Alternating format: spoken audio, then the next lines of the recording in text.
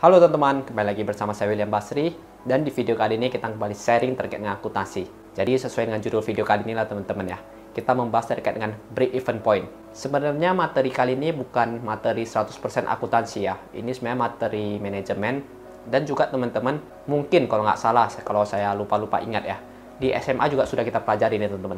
Jadi hari ini kita mau mereview ulang. Dan bukan kita ambil poinnya itu dari poin teorinya ya, tapi ini kita ambil dari poin kehidupan sehari-harinya atau dunia kerjanya. Kenapa? Karena materi ini sebenarnya teman-teman sangat dibutuhkan di dunia kerja. Jadi melalui materi ini semoga kita dapat positifnya dan bisa kita aplikasikan ke kehidupan kita. Sebelum saya masuk ke materinya, seperti biasa teman-teman, karena ini adalah materi sharing, tentu ada modulnya, ada materinya. Teman-teman bisa download modulnya di kolom deskripsi ya, sudah tersedia. Di situ ada materi singkatnya dan ada contoh soalnya. Dan tentu contoh soalnya itu nanti akan kita bahas di video kali ini teman-teman ya. Jadi mungkin langsung saja teman-teman saya masuk ke materinya ya. Pertama sebelum kita masuk ke contoh soal teman-teman, alangkah lebih baiknya itu saya share dulu apa sih itu break even point. Dan sebenarnya istilah ini, istilah BEP ini, BEP ya, ini sangat populer teman-teman ya. Break even point kalau secara teorinya ya, itu adalah sebuah titik impas atau titik di mana pendapatan itu sama dengan beban atau modal yang dikeluarkan gitu ya. Sehingga tidak terjadi rugi ataupun laba. Nah, mungkin kalau dari pengertian teman-teman masih bingung ya. Saya ambil contoh saja atau saya ingin teman-teman itu membayangkan ya bagaimana format laporan laba rugi. Untuk format laporan laba rugi, kita bicara perusahaan jasa ya. Itu kan ada pendapatan kurang beban kan. Maka berarti pendapatannya itu sama dengan bebannya. Contoh kalau pendapatan 500.000, maka bebannya 500.000 menjadi 0. Nah, jadi ketika dia 0 itulah break even point atau titik impasnya. Nah, kita kembali lagi ke pengertiannya teman-teman supaya lebih gampang lah ya kita dari pengertiannya saja. Dari pengertiannya itu kan berarti kita itu harus membuat pendapatan dan bebannya itu impas atau sama ya. Nah, bagaimana cara biar dia impas teman-teman, biar dia sama? Maka kita harus mengkaji satu persatu teman-teman. Di situ kan ada komponen pendapatan dan ada komponen beban. Maka kita kaji dulu dari komponen pendapatan. Apa sih yang membentuk pendapatan ini? Tentu yang membentuk pendapatan ini adalah produk yang dijual dan harga yang dijual. Maka kita harus mengetahui teman-teman, produk apa yang dia jual dan berapa harga jualnya. Nah, itu yang pertama teman-teman. Yang kedua ada komponen beban. Apa saja sih yang membentuk komponen beban ini? Dalam materi ini, materi break even point ini, beban ini terbagi dua teman-teman. Ya, ada namanya beban variabel, ini beban yang berubah-ubah. Ada namanya beban tetap atau beban yang sudah fix. Nah, di mana bedanya teman-teman? Untuk beban tetap teman-teman, bebannya ini dia itu nggak berubah teman-teman. Dia itu fix meskipun perusahaan tersebut ada memproduksi maupun tidak memproduksi barang. Nah, sedangkan untuk beban variabel, dia ini bebannya ini berubah tergantung dari bagaimana perusahaan tersebut memproduksi barangnya. Semakin banyak diproduksi barangnya, maka bebannya akan semakin besar. Semakin sedikit produk yang diproduksi, maka bebannya semakin kecil. Nah, di situ beda teman-teman. Jadi beban tetap itu bersifat tetap, sedangkan beban variabel itu berubah-ubah tergantung kuantiti produksinya. Nah, terus teman tanya nih, jadi apa bang contoh beban tetap dan beban variabel? Sebenarnya kalau saya mau men-sharekannya nih teman-teman, beban tetap ini contoh ini, beban variabel ini. Terlalu kaku sebenarnya teman-teman. Sebenarnya ini kembali ke pandangan teman-teman dan kembali ke sektor usahanya. Kita nggak bisa memaksakan bahwa oh ini harus masuk ke sini, oh ini harus masuk ke sini. Semua itu kembali lagi ke sektor usahanya. Tapi kalau kita mau ambil secara generalisirnya ya, contoh nih, beban tetap. Itu contohnya itu adalah beban sewa teman-teman. Ya, beban sewa itu kan udah pasti ya. Misalnya kita sewa 1 tahun. Ya kalau ada orderan nggak ada orderan, ada job nggak ada job, ya tetap kita harus bayar uang sewanya. Kedua, beban asuransi, beban retribusi. Masih ada lagi ya, beban gaji. Nah, gaji karyawan. Teman-teman kerja sama orang nih. Mau ordernya 1.000, mau ordernya 1 pieces, teman-teman kan tetap digaji ya. Nggak mungkin gajinya itu berkurang kalau nggak ada orderan. Nah, seperti begitu teman-teman. Itulah contoh beban tetap. Tapi masih banyak banget beban-beban di luar sana. Itu tergantung teman-teman nanti bagaimana mengelompokkannya. Terus beban variabel, contohnya apa? Contohnya itu adalah beban bahan baku. Ya, ini udah pastilah kalau bahan baku. Nggak mungkin dong kita buat 10 bola misalnya, bahannya sama dengan 1 bola. Pasti 10 bola itu bahannya lebih banyak ya. Entah dari kainnya atau karetnya dan lain sebagainya. Terus beban komisi. Nah, komisi kan tergantung penjualan ya. Semakin tinggi maka bebannya semakin tinggi juga. Semakin rendah penjualannya maka bebannya semakin rendah juga. Terus beban apa lagi? Beban listrik misalnya. Beban listrik bisa juga kita masukkan ke beban variabel. Semakin banyak produksinya maka listriknya semakin boros misalnya ya. Beban apa lagi teman-teman? Pokoknya ada banyak lah. Umumnya itu sih beban bahan baku teman-teman. Tentu nanti kalau punya usaha tentu lihat saja, kelompokkan saja. Jadi kita tadi sudah mengkaji terkait dengan pendapatan dan beban ya, komponen pendapatan dan komponen beban. Komponen pendapatan itu berasal dari produk dan harga yang dijual ya. dan beban. Beban ada dua, beban variabel dan beban tetap. Nah, komponen ini harus kita kumpulkan teman-teman, supaya kita bisa mencari break-even point-nya. Kalau nggak kita kumpulkan, maka akan sulit kita mencari break-even point-nya. Jika ini sudah terkumpul, di sini kita sudah bisa mencari break-even point-nya. Tapi ada tambah satu poin lagi teman-teman. Ini mungkin opsional. Yang keempat ini adalah laba yang diinginkan atau laba yang ingin dicapai. Jadi dengan materi ini juga kita bisa membuat target teman-teman. Kalau kita mau mencapai laba sebesar segini, berapa penjualan yang perlu kita lakukan. Jadi kita bisa juga, dan opsional. Dan nanti kita melakukannya juga teman-teman di contoh soalnya. Sebelum saya masuk ke contoh soalnya dan bercerita di dunia kerjanya teman-teman, saya ingin men-sharekan satu hal atau satu catatan pada materi kali ini. Untuk materi break-even point ini hanya berlaku untuk perusahaan yang menyediakan produknya kepada customer. Mungkin teman-teman masih bingung ya. Saya kasih contoh. Contoh simpelnya itu adalah misalnya saya memproduksi bola dan saya jual bola tersebut. Nah, itu mungkin bisa. Atau contohnya saya memproduksi meja, ya mejanya itu semua sama ukurannya untuk customernya. Nah, itu juga bisa teman-teman. Yang nggak bisa itu bagaimana? Yang bersifat kostum. Misalnya saya punya usaha percetakan, ya, di mana customer itu ordernya itu by custom. Misalnya mau ukurannya 30 cm kotaknya ya, mau 28 cm kotaknya, dan lain sebagainya. Itu akan susah. Setiap spesifikasi produk yang ditawarkan itu berbeda-beda. Akan sulit mencari BEP-nya, ya. Atau misalnya saya penjahit, customer minta baju yang ukuran segini, ukuran segini, ukuran segini. Tentu pemakaian bahannya itu akan membingungkan. Tapi kalau yang sudah fix pemakaian bahannya, contoh membuat bola kaki atau bola kasti, nah itu sudah fix ukurannya, sudah fix bahannya. Metode ini sangat bisa dipakai teman-teman. Ya, dan di video kali ini kita menggunakan contoh soal itu jualan bakso. Nah, jualan bakso kan juga sudah fix ya. Porsinya itu sudah pas. Jadi kita bisa menghitung BEP-nya, teman-teman. Oke, mungkin sampai sini teman-teman sudah mulai paham ya dengan teorinya ya. Mungkin sisa prakteknya saja.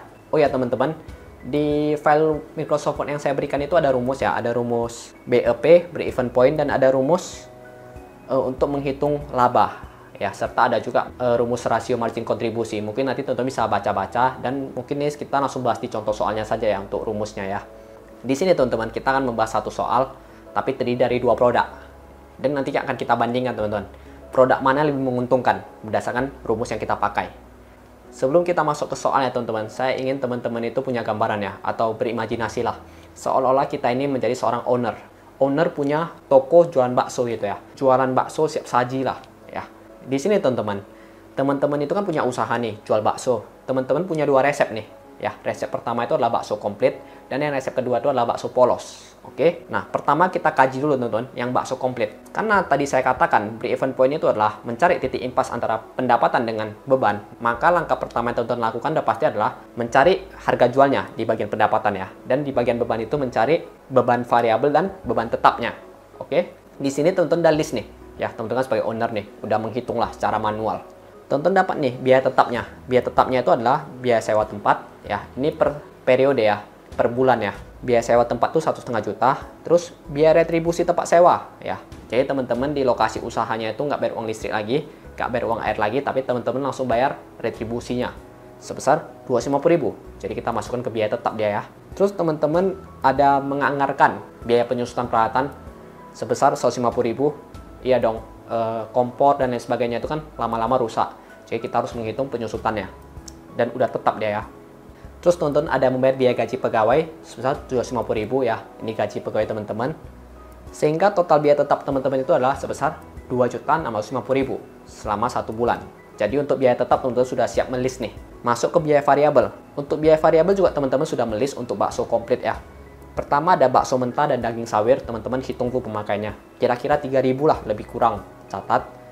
Mie 2.250, telur 1.250, bumbu 750, tahu tempe 1.000, air dan lain-lain nih. Ini dan lain-lain ini udah asumsi yang lain-lain lah. 500 perak, plastik 250, minyak dan gas dan lain-lain juga 2.500. Oke, jadi dapatlah biaya variabel itu sebesar 11.500. Untuk harga jual ya teman-teman tentukan sebesar 17.500 per porsi untuk yang komplit. Nah, pertanyaannya berapa titik break-even point-nya teman-teman? Dan juga pertanyaan kedua, kalau teman-teman mengharapkan laba sebesar 15.000, berapa mangkok bakso atau berapa porsi bakso yang harus kejual? Nah, jadi inilah teman-teman data-data yang telah teman-teman kumpulkan di awal bulan sebelum mulai jualan lah ya. Oke, jadi pertama kali kita cek dulu BEP-nya berapa. Rumus BEP adalah biaya tetap dibagi dalam kurung ya, harga jual per unit dikurang biaya variabel per unit. Untuk harga jual per unit dikurang biaya variabel per unit nih, ini adalah margin kontribusi teman-teman. Jadi bisa dikatakan rumus lainnya itu adalah biaya tetap dibagi margin kontribusi. Jadi teman-teman langsung masukin rumusnya teman-teman. Biaya tetapnya berapa? 2.650.000 dibagi margin kontribusi atau pendapatan dikurangi biaya variabel. 17.500 dikurangi 11.500. Maka didapat itu teman-teman ada sebesar 442 mangkok. Jadi dengan kata lain, teman-teman harus menjual 442 mangkok selama 1 bulan agar bisa nggak rugi nggak untung, atau bisa dikatakan titik impasnya lah. Pertanyaan kedua, kalau saya mau untung 500.000, berapa mangkok saya harus jual? Kan itu teman-teman ya. Rumusnya itu adalah unit dibutuhkan sama dengan laba diharapkan bagi margin kontribusi ya, ditambah break even point unitnya. Berarti unit yang dibutuhkan ini kan kita belum tahu ya, X ya, sama dengan laba diharapkan berapa? 500.000 dibagi margin kontribusi. Margin kontribusi yang saya katakan tadi teman-teman, pendapatan dikurangi biaya variabel sebesar 6.000 ditambah break even point unitnya. Tadi kita cari punya ya, 442 unit. Maka X sama dengan 84 tambah 42. 84 itu dari 500.000 bagi 6.000 teman-teman ya. Maka didapat X-nya itu adalah 526 mangkok. Nah, di sini teman-teman bisa melihat ya, teman-teman sebagai owner tukang bakso nih. Saya dalam sebulan itu harus menjual sebesar 526 unit agar bisa mendapatkan laba sebesar 500.000. Nah, yang perlu jadi note di sini teman-teman, ini tidak ada diasumsikan bahan baku yang rusak ya. Nah, kalau teman-teman mau asumsikan bahan baku yang rusak gimana? Bisa ditambahkan ke biaya tetap untuk asumsinya. Tapi ya menurut saya sih kalau teman-teman tambahkan ke biaya tetap, nanti ujung-ujungnya pasti jumlah mangkoknya makin banyak ya. Itu tergantung ke manajemen lah, teman-teman mau lihat yang realnya ya kira-kira atau bagaimana. Intinya BEP ini kan sebenarnya sebagai sebuah target saja atau sebagai sebuah alat bantu saja supaya kita bisa menghitung atau memprediksi ya. Di sini teman-teman bisa menghitung rasio margin kontribusinya. Rumusnya itu adalah margin kontribusi per harga jual, berarti 6.000 per 17.500. Maka didapat itu adalah 0,34 atau 34%-an lah margin kontribusinya. Kegunaan rasio margin kontribusi ini teman-teman, biasanya ini untuk membandingkan antara produk A dan produk B. Semakin tinggi marginnya, maka itu akan semakin menguntungkan. Jadi dia itu harus punya pembanding. Produk A, produk B, produk C. Kalau hanya produk A saja kita kaji ya, nggak ada produk pembandingnya, rasio margin kontribusi ini nggak gitu penting teman-teman ya. Jadi nggak perlu dicari. Tapi karena kita punya produk B atau produk bakso polos yang akan kita kaji selanjutnya, jadi kita perlu mencari rasio margin kontribusinya. Dan kita dapat sebesar 34% ya. Oke, kita masuk ke bakso polos teman-teman. Sesuai langkah tadi, teman-teman akan melis pendapatan dan bebannya. Untuk pendapatan, teman-teman mendapatkan harga jualnya sebesar 14.000. Untuk biaya tetapnya, tidak ada perubahan teman-teman, masih sama ya, 2.650.000. Yang membedakan itu apa teman-teman? Biaya variabelnya, di mana untuk telur sudah tidak ada lagi. Tahu tempe juga sudah tidak ada lagi. Telur dan tahu tempe sudah kita hilangkan teman-teman. Maka didapatlah total biaya variabelnya itu sebesar 9.250. Sekarang teman-teman, kita masukkan ke rumusnya. Kita cari dulu BEP-nya. Apa rumus BEP? Rumus BEP adalah biaya tetap dibagi harga jual per unit dikurang biaya variabel per unit, atau harga jual bagi margin kontribusi. Biaya tetapnya 2.650.000 dibagi margin kontribusinya berapa? 14.000 dikurang 9.250 ya. Maka didapat itu harus ada 558 mangkok teman-teman yang harus kita jual supaya bisa nggak rugi nggak untung teman-teman, atau sampai titik impasnya atau BEP-nya, break even point-nya. Nah, pertanyaannya, kalau saya mau untung 500.000, berapa mangkok mau saya jual? Nah, tentu rumusnya itu adalah unit dibutuhkan sama dengan laba diharapkan bagi margin kontribusi tambah break even point sebelumnya ya. X sama dengan 500.000 bagi margin kontribusinya 4750 ya. Ditambah 558 mangkok atau sebesar break even point sebelumnya. Berarti X sama dengan 105 tambah 558, maka X sama dengan 663 mangkok teman-teman. Jadi kita harus menjual 663 mangkok supaya bisa mendapatkan untung 500.000 khusus untuk bakso polos ya. Di sini teman-teman boleh hitung rasio margin kontribusinya, yaitu margin kontribusi per harga jual yaitu 4750 per 14.000, maka didapat 33%. Jika kita bandingkan antara bakso komplit dengan bakso polos, maka bisa kita lihat bahwa bakso komplit itu margin kontribusinya lebih tinggi atau sebesar 34%. Di mana ini menandakan bahwa ketika kita menjual bakso komplit itu jauh lebih menguntungkan daripada menjual bakso polos teman-teman, berdasarkan biaya yang sudah kita list. Nah, jadi kita sudah selesai mengkaji 2 produk, dan ini akan berlaku lagi untuk 3-4 produk sampai seterusnya dengan catatan biaya tetapnya itu sama. Ya, biaya tetapnya itu sama. Biaya variabel boleh berbeda tapi biaya tetapnya itu sama.